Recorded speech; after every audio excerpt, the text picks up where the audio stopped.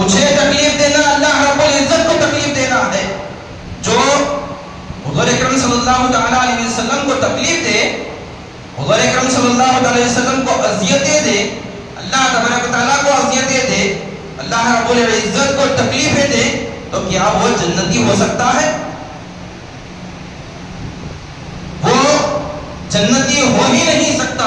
اس کے لیے تو دوزخ کا ایندھن تیار ہو رہا ہے.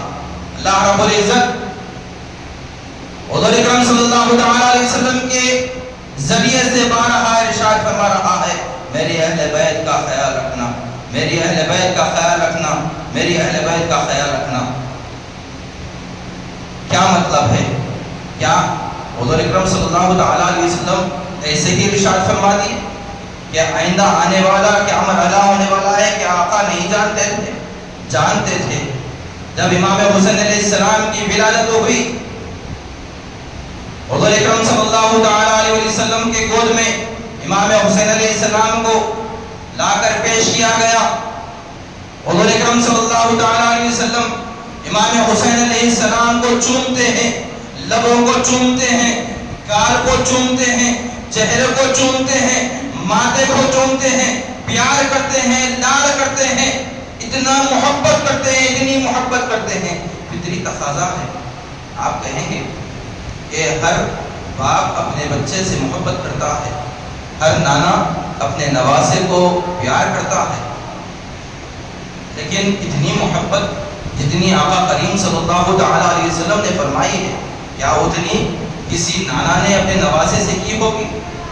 قیامت تک کوئی نہیں کر سکتا. کوئی باپ اتنی محبت نہیں کر سکتا جتنا کہ حضور اکرم صلی اللہ تعالیٰ علیہ وسلم نے امام حسین علیہ السلام سے محبت کی. یہ مثالی محبت ہے. یہ ایسی محبت قیامت تک کوئی نہیں کر سکتا. حضور اکرم صلی اللہ تعالیٰ علیہ وسلم بے انتہا محبت فرما رہے ہیں. وہ نبی کریم افضل الانبیاء ہے، یہ آپ کے شہزادے ہیں، آپ سے محبت ہو رہی ہے. آپ کی مثال قیامت تک باقی رہنے والی ہے. اگر آپ کو دیکھ کر، احادیث کو پڑھ کر کوئی اپنے بچوں سے محبت کرتا ہے، اپنے نوازوں سے محبت کرتا ہے، تو یہ عین عبادت ہوگی.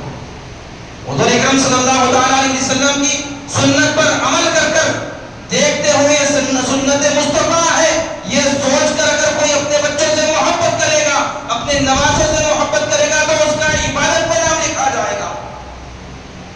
صرف محبت کرے گا تو وہ عبادت نہیں کہلائے گی. سنت مصطفیٰ اگر سوچ کر کرے گا تو یہ محبت کہلائے گی. حضور اکرم صلی اللہ تعالیٰ علیہ وسلم امام حسین علیہ السلام سے محبت فرما رہے ہیں، پیار فرما رہے ہیں.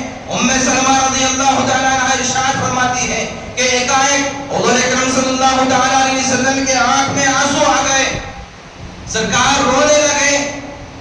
میں پوچھنے لگی، یا رسول اللہ صلی اللہ تعالیٰ علیہ وسلم، کیا بات ہے؟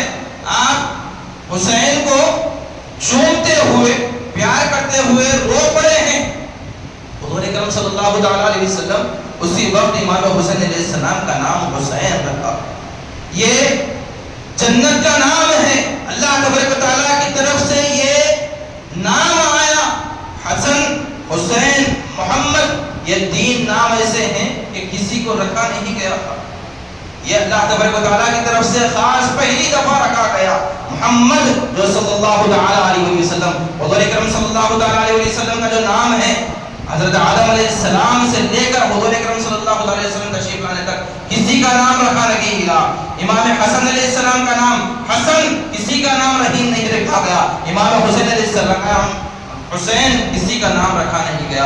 اللہ تبارک و تعالیٰ کی طرف سے خاص عطا ہوئی. امام حسین علیہ السلام کا نام رکھا گیا. اور ام سلمہ رضی اللہ تعالیٰ عنہ ارشاد فرما رہی ہے، آقا رو پڑے ہیں. سرکار سے دریافت کرنے پر ارشاد فرمایا گیا کہ ابھی جبرائیل آئے تھے اور کہنے لگے کہ یا رسول اللہ صلی اللہ تعالیٰ علیہ وسلم، یہ حسین آپ کا فرزند، آپ کے بیٹے کو آپ کی امت شہید کر دے گی. اللہ اکبر، اللہ اکبر. جب کسی کو پتا چلے کہ اپنے بیٹے کو کوئی قتل کرنے والا ہے تو پھر اس کا عالم کیا ہوتا ہوگا؟ ایک ایک لمحہ اس کو دیکھ کر روتا ہوگا.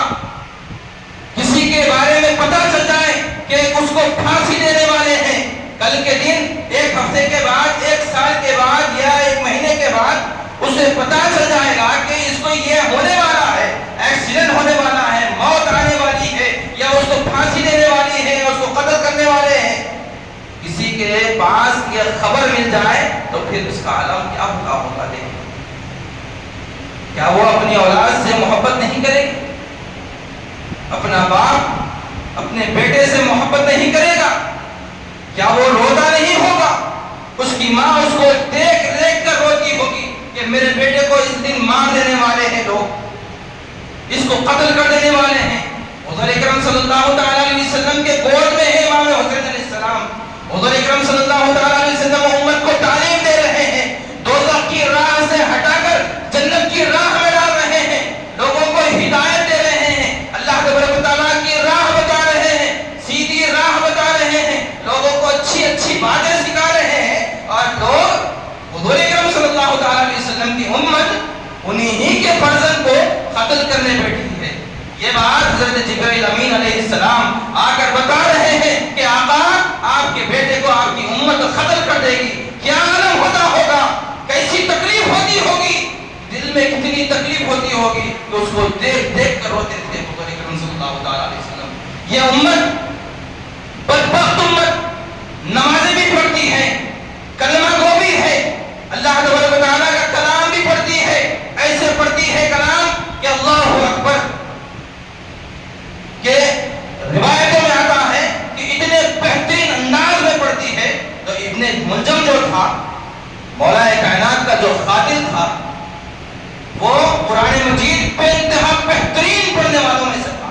جب امام مولا کائنات کو شہید کیا گیا، اس کو پکڑ لیا گیا ابن ملجم کو، تو اس کے زبان کاٹنے کے لیے لوگ آگے بڑھے، تو وہ کہنے لگا کہ میری کان کاٹ دو، میری آنکھ نکال دو، میری گردن کاٹ دو، لیکن میری زبان مت کاٹو، کیونکہ میں اس زبان سے اللہ کا کلام پڑھتا ہوں۔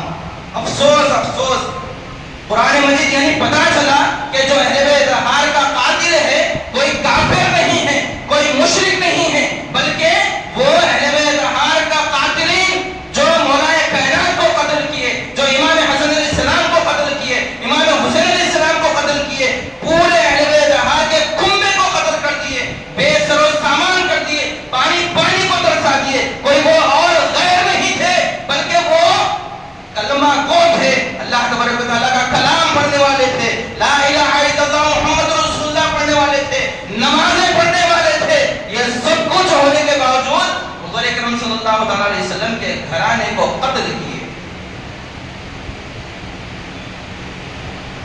صرف اہل بیت اطہار کو قتل کرنا یہ مقصد نہیں ہے بتانے کا، مقصد یہ ہے کہ دیکھو دیکھو دیکھو دیکھو لوگوں، یہ وہی لوگ ہیں جو نمازیں بھی پڑھتے ہیں، یہ وہی لوگ ہیں جو قرآن مجید کی تلاوت بھی کرتے ہیں، بہترین انداز میں پڑھتے ہیں، ایسی نمازیں ایسا بہترین حلیہ بناتے ہیں، امامہ باندھتے ہیں، جبے پہنتے ہیں۔ اس دور میں بھی ویسے ہی تھے، آج اس دور میں بھی ویسے ہی ہیں جو اہل بیت اطہار کی مخالفت پہ کھڑے ہوئے ہیں، سادات کرام کی مخالفت کرتے ہیں، ان کو بے عزت کرتے ہیں۔ آج بھی وہ دور چل رہا ہے۔ اول دن سے حضور اکرم صلی اللہ تعالی علیہ وسلم کا وصال ہونا تھا، بظاہری حضور اکرم صلی اللہ علیہ وسلم پردہ فرما گئے، بس پردہ فرمانا تھا کہ اہل بیت اطہار پر ظلم و زیادتی کی لہر شروع ہو گئی۔ قیامت تک یہ سلسلہ جاری و ساری ہے۔ حضور اکرم صلی اللہ تعالی علیہ وسلم کے بعد مولا کائنات پر ظلم و زیادتی ہوئی، ان کا قتل ہوا، ان کو شہید کیا گیا۔ امام حسن علیہ السلام پر ظلم و زیادتی ہوئی، ان کو شہید کیا گیا۔ امام حسین علیہ السلام کو شہید کیا گیا، آپ کے ساتھ پورے آپ کی اولاد کو شہید کیا گیا۔ آپ کے بعد امام زین العابدین رضی اللہ تعالیٰ عنہ کو شہید کیا گیا، امام باقر رضی اللہ تعالیٰ عنہ کو شہید کیا گیا، امام زید مظلوم رضی اللہ تعالیٰ عنہ کو تو معاملہ ایسا ہوا کہ ان کی گردن کو کاٹ کر ایک جگہ لگا دیا گیا، آپ کے دھڑے مبارک کو لٹکا دیا گیا سولی پر، کئی کئی مہینوں تک آپ کا لاشا لٹکا رہا، آپ کو دفنانے تک نہیں دیا گیا۔ روایتوں میں ایسا بھی آتا ہے کہ آپ کو جب دفنا دیا گیا تو خبر کھول کر نکال کر لٹکا دیا سولی پر۔ یہ معاملہ سلسلہ چلتا رہا۔ اہل بیت اطہار کے ساتھ میں ظلم و زیادتی اللہ تبارک و تعالیٰ حضور اکرم صلی اللہ علیہ وسلم کے ذریعے سے پیغام پہنچا رہا ہے، اذکرکم اللہ فی اہل بیتی، اذکرکم اللہ فی اہل بیتی، میرے اہل بیت کا خیال رکھنا، میری اہل بیت کا خیال رکھنا۔ قیامت تک یہ اہل بیت جاری و ساری رہے گی۔ ایک اہل بیت کا آخری شخص آنے والا ہے، امام آنے والا ہے، وہ امام مہدی علیہ السلام ہوں گے۔ اگر ان کا دامن نہیں تھامو گے، ان کا ساتھ نہیں دو گے، تو حضور اکرم صلی اللہ علیہ وسلم ارشاد فرماتے ہیں کہ وہ کافر ہوگا، کفر پر ہوگا۔ لہذا اہل بیت اطہار سے محبت کرے، مودت کرے، حسنین کریمین سے محبت کرے، ان کا تذکرہ کرے، اپنے گھروں میں ان کا ذکر جاری و ساری رکھیں، اپنے بچوں کو ان کے نام سکھائیں، ان کی عقیدت سکھائیں، ان سے محبت سکھائیں، سادات کا ادب سکھائیں۔ لہذا اللہ تبارک و تعالیٰ آپ کو حشر کے میدان میں حضور اکرم صلی اللہ علیہ وسلم کے ساتھ رکھے گا۔ اللہ تبارک و تعالیٰ سے دعا ہے کہ مولا کریم